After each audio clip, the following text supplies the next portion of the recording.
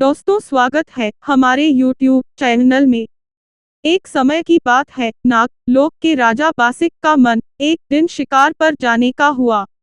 राजा ने अपना धनुष बाण उठाया और घोड़े पर सवार होकर शिकार के लिए जंगल में पहुंच गए, लेकिन इत्तेफाक ऐसा ही पृथ्वी लोक के राजा पारिक भी उसी जंगल में शिकार खेलने के लिए मौजूद था। कुछ समय बाद राजा बासिक को शिकार के लिए एक हिरण उछल कूद करता हुआ दिखाई देता है। राजा बासिक हिरण के पीछे अपना घोड़ा दौड़ा देते हैं। दूसरी तरफ पृथ्वी लोक के राजा पारिक का ध्यान भी उसी हिरण पर जाता है और वह भी अपना घोड़ा हिरण के पीछे लगा देते हैं, यानी दोनों राजा एक ही हिरण का पीछा कर रहे थे। अचानक हिरण झाड़ियों में छिप गया, लेकिन दोनों राजा एक दूसरे के सामने आ जाते हैं। एक दूसरे को देखकर दोनों राजाओं की हंसी छूट जाती है, क्योंकि दोनों ही राजा हिरण का शिकार करने में असमर्थ हो जाते हैं। दोनों राजा अपने घोड़े ऐसे ही नीचे उतरते हैं और एक दूसरे का अभिवादन कर कुछ विचार विमर्श करने लगते हैं। राजा पारिक: राजन, क्षमा करें, लेकिन मैंने पहली बार आपको देखा है। कृपा आप अपना परिचय दें। आप कौन है और कहाँ ऐसे ही आए हैं? राजा बासिक: राजन, मैं नागलोक का राजा बासिक हूँ और आज शिकार के उद्देश्य ऐसे ही यहाँ आया हूँ।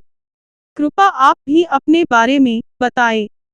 राजा पारिक: मैं पृथ्वी लोक का राजा पारिक हूँ और आपकी तरह मैं भी आज शिकार के उद्देश्य ऐसे ही यहाँ आया हूँ।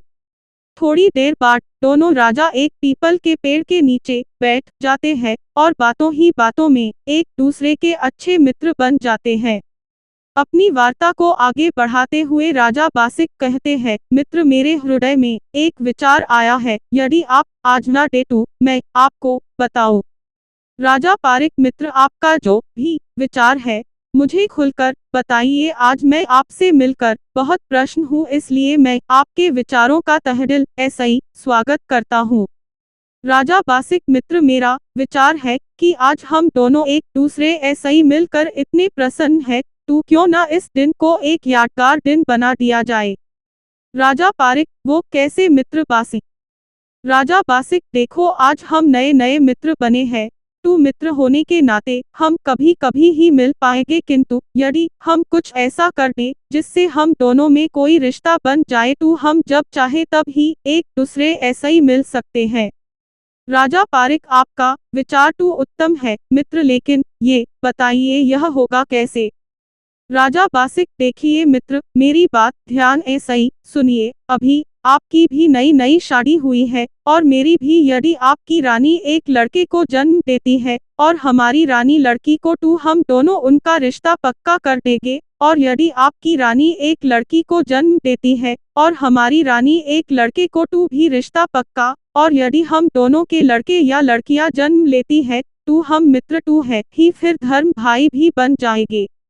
राजा पारिक भी राजा बासिक की मित्रता में इतने डूब चुके थे कि यह विचार राजा पारिक को बहुत पसंद आया। फिर दोनों खड़े हुए और गले मिलते हुए एक दूसरे ऐसे ही बोले, आज जो भी हमारी वार्ता हुई है यूं भूल ना जाना, वादा याद रखना।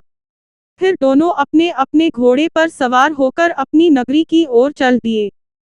दोस्तों, जैसा कि आप जानते हैं, समय किसी का इंतजार नहीं करता। समय धीरे धीरे अपनी दिशा की ओर बढ़ता जा रहा था। इधर दोनों ही राजाओं की रानियों को गर्भ ठहर गया था। धीरे धीरे 9 महीने बाद वह दिन भी आया जब राजा पारिक के यहाँ लड़के ने जन्म लिया। राजा पारिक के महल और दरबार में ढोल नगाड़ों ऐसे ही खूब खुशियां मनाई जा रही थी।